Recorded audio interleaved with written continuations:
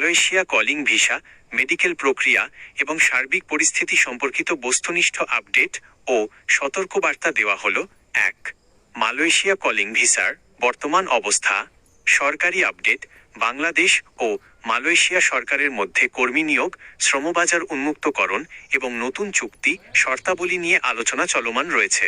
তবে জনশক্তি কর্মসংস্থান ও প্রশিক্ষণ ব্যুরো বিএমইটি বা উভয় দেশের সরকারের পক্ষ থেকে সাধারণ কর্মীদের জন্য কলিং ভিসা পুরোপুরি চালু করার অফিসিয়াল কোনো আদেশ বা ওয়ার্ক অর্ডার প্রকাশ করা হয়নি।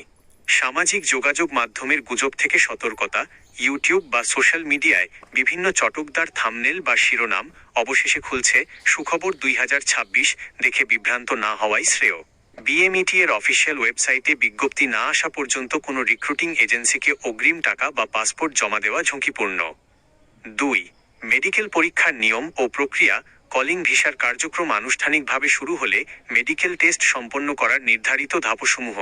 অনুমোদিত মেডিকেল সেন্টার শুধুমাত্র জিএএমসিএ, বেস্টিনেট বাই FWCMS নিবন্ধিত ও বাংলাদেশ সরকার অনুমোদিত মেডিকেল সেন্টারে টেস্ট করাতে হয়।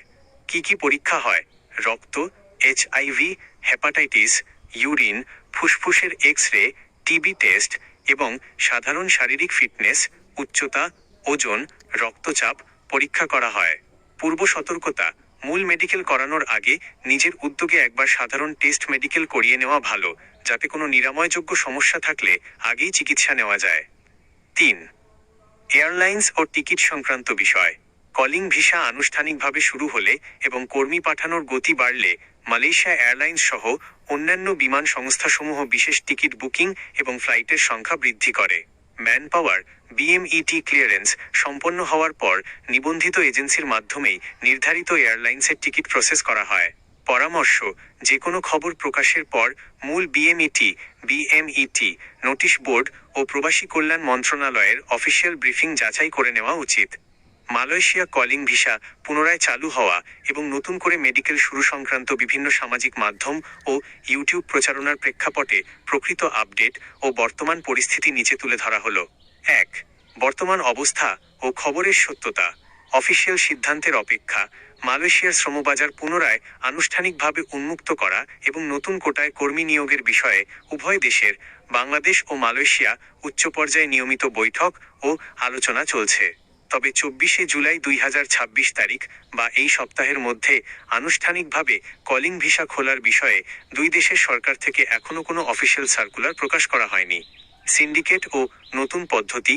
আগের জটিলতা ও সিন্ডিকেট দূর করে স্বচ্ছ ও কম খরচে কর্মী পাঠাতে নতুন অনলাইন ড্যাশবোর্ড ও ই-মেডিকেল সমন্বয়ের কাজ প্রক্রিয়াধীন রয়েছে। ২. মেডিকেল শুরু সংক্রান্ত সতর্কতা। ঢালাও মেডিকেলের সুযোগ নেই। সামাজিক যোগাযোগ মাধ্যমে আজ থেকেই মেডিকেল শুরু বা কলিং ভিসা খুলে গেছে শীর্ষক প্রচারিত খবরগুলোর বেশিরভাগই প্রাথমিক আলোচনা বা বিভ্রান্তিকর প্রচার। সিস্টেম অনুমোদন।